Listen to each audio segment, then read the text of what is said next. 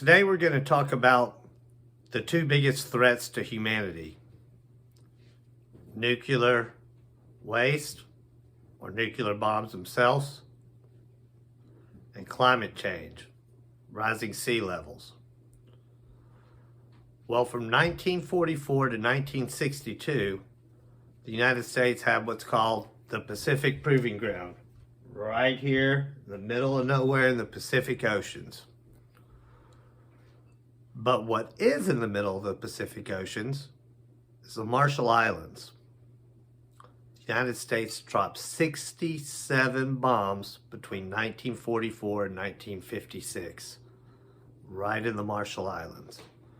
We don't take much responsibility for it. Here in Northwest Arkansas, many of my friends that are Marshallese had tears come into their eyes when they saw a business recognize the memories, the legacy of the nuclear bombs.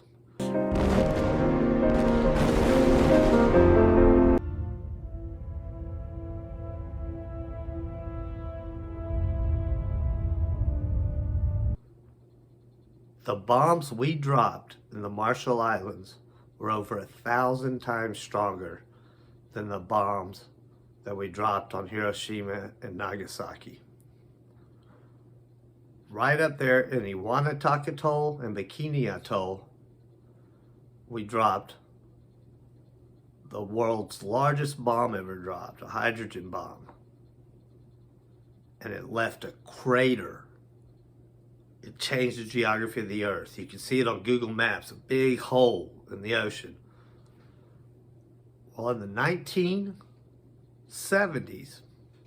we took a little ownership of it, decided we were gonna get all that radioactive dirt, which it turns out we had sent a lot of our radioactive dirt with plutonium in it from Nevada, shipped it over to the islands.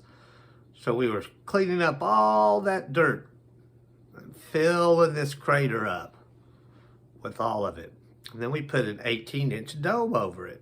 This is on Runit Island. Runit Island is a part of Enewetak Atoll. We sent a whole bunch of soldiers over there. We weren't even being straight with our own U.S. soldiers. You know, they've kept up with where are all those soldiers now that went there in the 70s?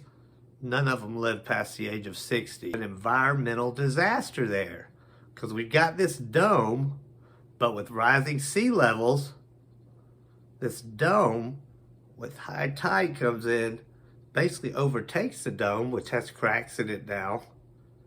It's just bobbing in the ocean. So already it's leaking stuff, but it potentially could be leaking major things. The toxic levels are the same as Chernobyl or worse. The Marshall Islands, just to get a grasp on how small the islands are, but how big in space it is from Bikini Atoll down to Ebon. They're about the size of Alaska from Ebon to Bikini Atoll, north to south. But if you put all the islands together in one bunch, about the size of Washington, D.C., the city. In Runit Dome, it's not just nuclear waste. As we were seeing all the stuff, all the fallout from all those bombs we dropped, some of the substances that are found right there are the same stuff we use in biological warfare. Stuff unknown to man out there. Lots of plutonium in this dome. All this stuff is at risk. Right now, the Marshall Islands, 10, 20, 30 years, there won't be anymore. They'll be under the sea level. But it can threaten everyone else as well.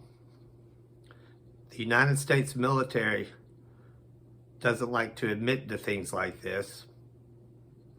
So they're not even taking responsibility into cleaning it up or maintaining it. Never been sealed, never been dealt with. They've tried to tell the Marshall Islands it's their responsibility. For the love of God, it's not their responsibility. I think they've taken about enough from that. They're still having a lot of responsibilities because of it.